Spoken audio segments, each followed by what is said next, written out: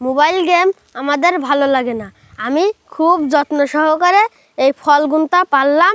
ফলগুনা পেরে আমি বাড়ি গিয়ে বাঁশের চোঙ বেঁধে আমি এই ফলগুনটা দিয়ে পটকা ফাটাবো।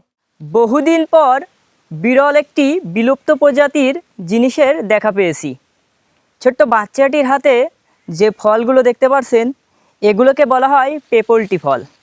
একসময় গ্রামে ছোট ছোট বাচ্চারা এই পেপলটি ফলগুলো আপনার গাছ থেকে পেড়ে এক ধরনের বাঁশের চোঙ দিয়ে তৈরি করতো, আর তার ভিতরে এগুলো এই ফলটি একধারে দিয়ে দিত, দিয়ে গুজির সাহায্যে যখন আপনার বের করতো এই ফলগুলো, তখন পটাশ করে একটি শব্দ হতো। ছোটো ছোটো বাচ্চারা এইগুলো ফুটিয়ে খুব আনন্দ এবং মজা করত। দেখুন, এই ছোট্ট বাচ্চাটি এই ফলগুলো ছিঁড়েছে গাছ থেকে, অতি যত্ন সহকারে গাছ থেকে পাড়ছে।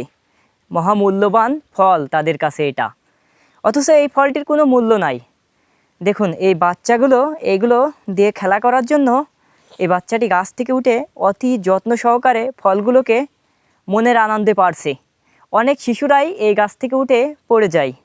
দেখুন, কোনো ভয় নেই, গাছের মগডালে উঠে কি চমৎকারভাবে ফলগুলোকে সংগ্রহ করছে। এই ফলটি আমরা ছোটোবেলায়ও অনেক ফুটিয়েছি। এখনকার আধুনিক ছেলেমেয়েরা খেলা বলতে চিনে গেছে কৃত্রিম তৈরি যে সকল গেমস, মোবাইল নিয়ে ব্যস্ত। এমনকি কৃত্রিম গেমগুলোই তারা বেশি খেলে।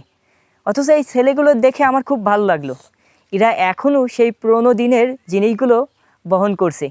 এখনও কৃত্রিম খেলা না খেলে এখন তারা এই জিনিসগুলো ফোটাচ্ছে। সত্যি খুবই ভালো লাগলো।